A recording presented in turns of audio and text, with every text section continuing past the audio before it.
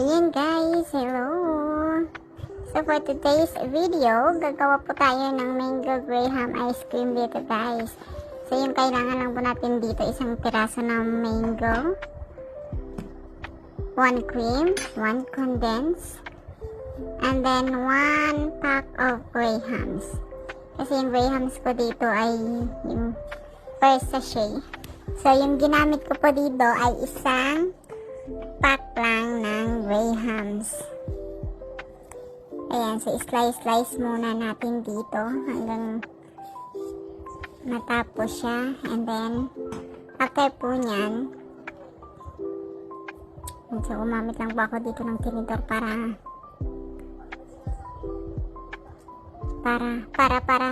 ganon. Kasi after natin yan guys, durug-durugin natin yan. I-crush natin yung mangga dyan. Kahit idiretso nyo na, kahit huwag nyo nang slice muna.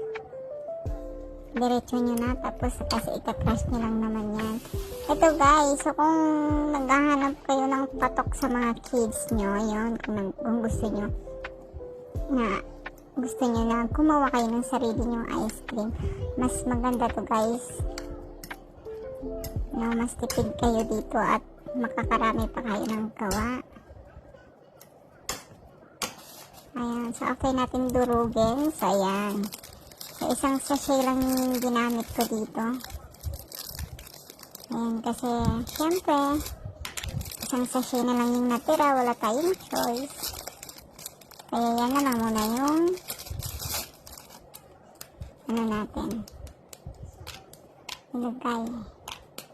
Ayan na nga, yes, lang kanyan-kanyan lang siya para kahit na i-mix niya siya, hindi siya madudurog, no? Parang lilitaw talaga yung pag-scoop nyo ng ice cream. Ayan, makikita nyo talaga na may grahams.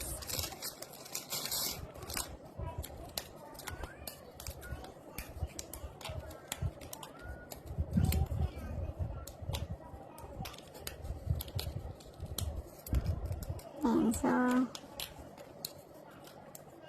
ayan, patapos na yan. At ayan,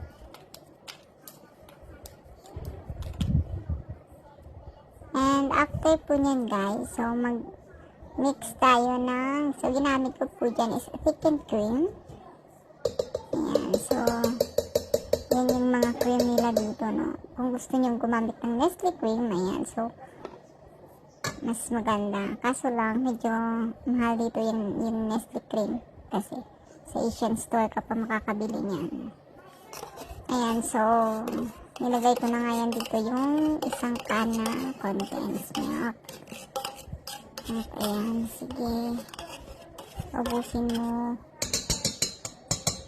kasi sayang naman kapag may matira.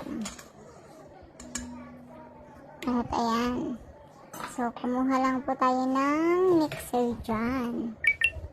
So maganda kapag may mixer kayo guys, para madali yung pag-mix ninyo. Paggawa nyo ng whipped cream, whipped cream yan.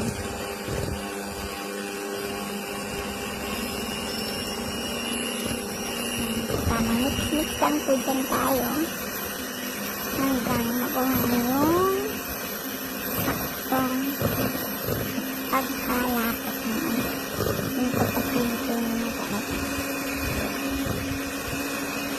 Yan, so nakaturbo yan. Number 5 yan at nakaturbo para madali na. Nabilisan yan. Nabilisan yan siya.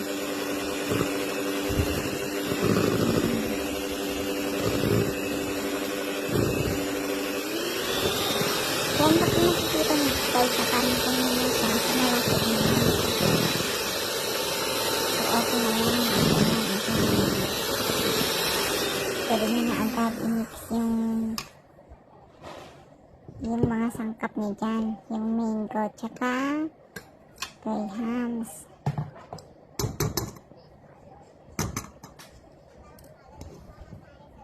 So ang ganda ng pagkalapot niya, yung parang sticky talaga siya. At syempre, ayan na nga, haluin na natin. Lagyan na natin yung mangga. Ayan, so mas maigi dyan kung meron kayong condensed milk na yung flavor niya is mango. Mas maganda. Padagdag flavor ba? Kaso lang wala ako, so yung plain na condensed milk lang yung ginamit ko. At ayan, dahil wala tayong mango condensed milk, so naglagay ako dito ng konting coloring food. Ayan, yellow color yan.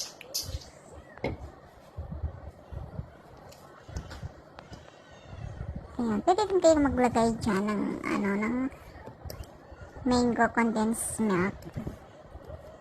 And then, add kayo konti ng yellow flavor. Yellow flavored coloring. Yan, para pampaganda lang. Dagdag sa, dagdag pampaganda ng ginagawa nyo. Ayan, nakikita nyo dyan. Hindi ako naglagay ng, ng madami. Ayoko naman ng super yellow talaga. Yan. So, konti lang siya. At ayan na nga. So, tapos na nga. Ayan, so, ready na siya sa lagay. Yan, ilagay na natin dyan. So, yung magagawa ko dyan is dalawang Tupperware. Ayan, dalawang ganyan kalaki na lalagyan. So, hinati-hati ko lang dyan para mapagkasya. Ayan, so after nyan, i-flat nyo lang yung nasa taas. Diba?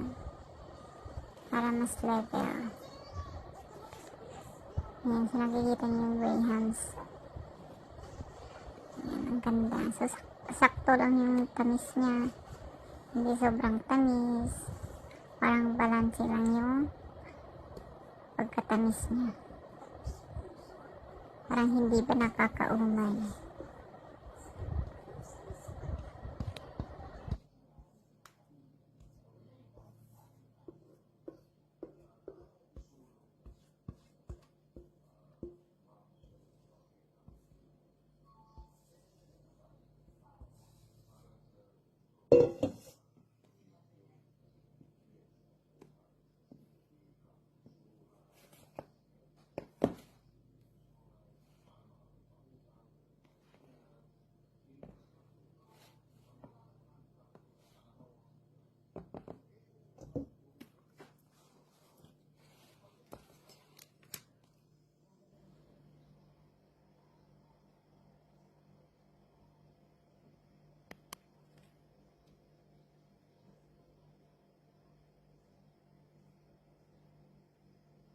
Moments later. Ayun. So, after 20 years. Ayan na nga. So, ayun na yung ice cream natin. Yung mango graham ice cream. Ayan guys. So, napaka-soft, smooth. At ayun na nga. Wow. Very yummy. So, super sarap guys. Kaya try nyo na yan. Sa bahay nyo, patok yan.